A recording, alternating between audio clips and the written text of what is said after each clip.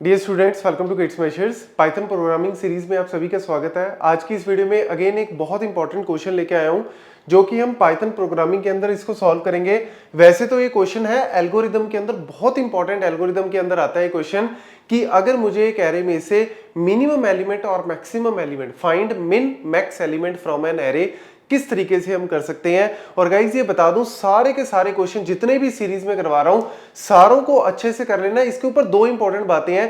पहली, ये हर एक क्वेश्चन के अंदर तकरीबन 8 से 10 हिडन क्वेश्चन होते हैं जो कि अगर आपको एक बार लॉजिक समझ में आ गया तो आप बाकियों को भी एक्सप्लोर कर ही लोगे। और दूसरा, इंटरव्यूज के लिए, क्योंकि आज के टाइम पे सबसे ज्यादा जो प्रोग्रामिंग लैंग्वेज पूछी जा रही है वो है पाइथन।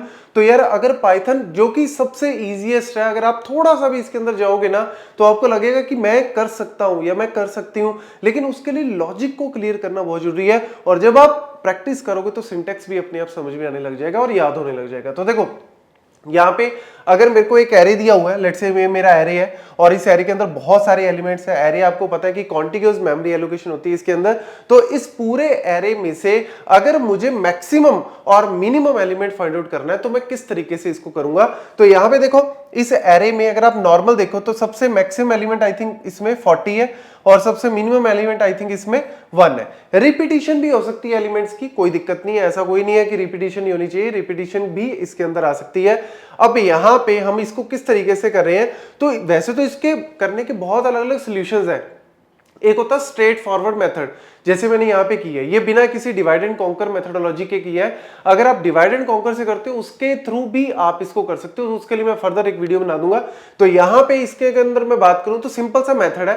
किया क्या हमने, एक यहां पे सबसे पहले एक फंक्शन ले लिया, कोई भी नाम आप रख सकते हो, जैसे मैंने यहाँ पे फंक्शन का नाम रख दिया फाइंड। एरे जो है, जो मेरा एरे है वो मैंने इसके अंदर क्या कर दिया, पास कर दिया। अब यहां पे करना क्या है, सबसे पहले हमने दो लोकल वेरिएबल इसके अंदर ले लिए, मिन नाम का और एक मैक्स नाम का। ठीक है, अब यहां पे एक्चुअल में क्या है कि मिन ऑलरेडी इनबिल्ट फंक्शन होता है min, और मैक्स max भी इनबिल्ट फंक्शन होता है पाइथन में, तो आप वो नाम यूज नहीं कर सकते, वो तो कीवर्ड्स हैं। तो इसीलिए आप मिन, मैंने कुछ भी आप नाम xy भी रख सकते हो, मैंने डबल एन जस्ट आपको ताकि अच्छे से समझ आए। अब यहां पे किया क्या, जो एरे का 0th एलिमेंट है उसको मैंने बना दिया मिन, और जो एरे का 0th एलिमेंट है उसी को मैंने मैक्स के अंदर डाल दिया। मतलब ये मेरा पूरा एरे था। इस एरे में पता आपको इंडेक्सिंग कैसी होती है, 0th एलिमेंट 1 2 3, एरे की इंडेक्सिंग हमेशा 0 से स्टार्ट होती है। तो मेरे पास जो है वो 0th एलिमेंट जो है कौन सा है, 4। तो 0 एलिमेंट जो है कौन सा, 4, वो मैंने मिन के अंदर डाल दिया, और वही एलिमेंट मैंने, मतलब पहला एलिमेंट जो है वो मिन और मैक्स के अंदर डाल दिया। अब यहां से मेरा फंक्शन चलेगा और मेरा लूप चलेगा फॉर नम इन एरे 1 से लेके लास्ट तक। मतलब मेरे फर्स्ट एलिमेंट से लेके लास्ट एलिमेंट तक ये वाला लूप जो है वो चलेगा। और वो लूप मतलब एक तरह से आप पूरा ट्रैवर्स कर रहे हो एरे को, पहले एलिमेंट से लेके, पहला मतलब 0 तो हमने इसके अंदर डाल दिया, तो n-1 एलिमेंट्स तक हम ट्रैवर्स करेंगे। और यहां पे सबसे पहला एलिमेंट क्या है आपका, 10। तो देखो जी, 10 less than minimum, 10 less than 4, false हो गया। अब इफ अगर फॉल्स हो जाता है तो हम एल्स इफ पे जाएंगे। एल्स इफ में क्या कहता है, नंबर कौन सा है हमारा, 10, 10 ग्रेटर देन मैक्स एलिमेंट कौन सा, 4, तो ट्रू हो जाता है। ट्रू हो गया तो अंदर गए तो हमने क्या कर दिया, मैक्स के अंदर वो नंबर डाल दिया, मतलब मेरा मैक्स एलिमेंट अब चेंज हो गया। सिंपल यार, ऑब्वियसली 4 जो है वो पहले मेरा दोनों मिन और मैक्स में था, नेक्स्ट एलिमेंट 10 आया, जो बड़ा है वो मैक्स में चला जाएगा, छोटा है वो मिन में चला जाएगा। जो बड़ा एलिमेंट है राइट साइड में वो मैक्स में चला जाएगा, छोटा मिन के अंदर चला जाएगा। बस यही इसका लॉजिक है। नेक्स्ट एलिमेंट देखो 40 आया, अब देखो फिर वही 40 लेस देन मिन, 40 लेस देन मिन नहीं है तो ऑब्वियसली फॉल्स हो गया, नीचे गया एल्स इफ में। 40 ग्रेटर देन, अब मैक्स एलिमेंट कौन सा है आपका, 10, मतलब 40 ग्रेटर देन 10, ट्रू हो गया, अंदर गए और जो नंबर था वो मैंने मैक्स के अंदर जो है वो डाल दिया, मतलब नंबर मेरा कौन सा 40 वो इसके अंदर डाल दिया। एक और करके दिखा देता हूं, लेट्स से 1 लेस देन मिन, मिन के अंदर कौन सा है 4, तो 1 लेस देन 4, ट्रू है तो अंदर गए, मिन के अंदर हमने क्या कर दिया, एलिमेंट को 1 कर दिया। अब आपको एल्स इफ में जाने की जरूरत नहीं है, जब इफ आपका फॉल्स होता है तब आप एल्स इफ में जाते हो। अगर आपका इफ ट्रू हो गया तब आप सीधा इटरेट होकर नेक्स्ट एलिमेंट पे चले जाओ, क्योंकि इफ अगर ट्रू हो गया तो एल्स इफ में जाने का फायदा क्या है, तो सिंपल सा लॉजिक है।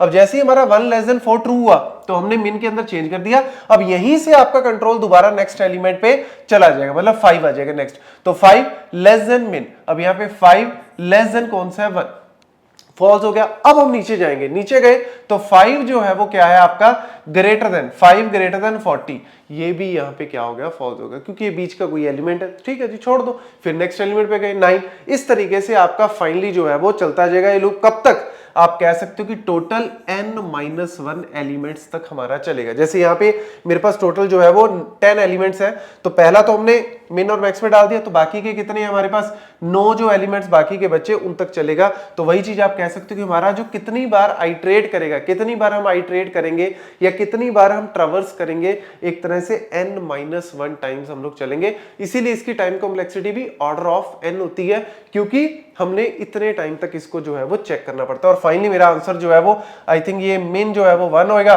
40 जो है वो मेरा मैक्स होगा, ये रिटर्न कर देगा और वो हम प्रिंट करवा देंगे। तो ये सिंपल सा एक एग्जांपल आपको करवाया कि मिन मैक्स कैसे फाइंड आउट करते हैं। इवन आपको टाइम कॉम्प्लेक्सिटी भी बता दी, इसी टाइम कॉम्प्लेक्सिटी भी नोट कर लो, क्योंकि इस तरीके के क्वेश्चंस भी बहुत सारे इंटरव्यूज में पूछे जाते हैं कि बेस्ट केस बताओ जी, वर्स्ट केस बताओ। तो इसमें अगर हम बात करें सब केसेस में आपकी order of n time complexity, क्योंकि एक बार तो मुझे ट्रैवर्स करना ही पड़ेगा, पूरा एरे चलना पड़ेगा, तो इसीलिए इसकी time complexity order of n आती है। Thank you.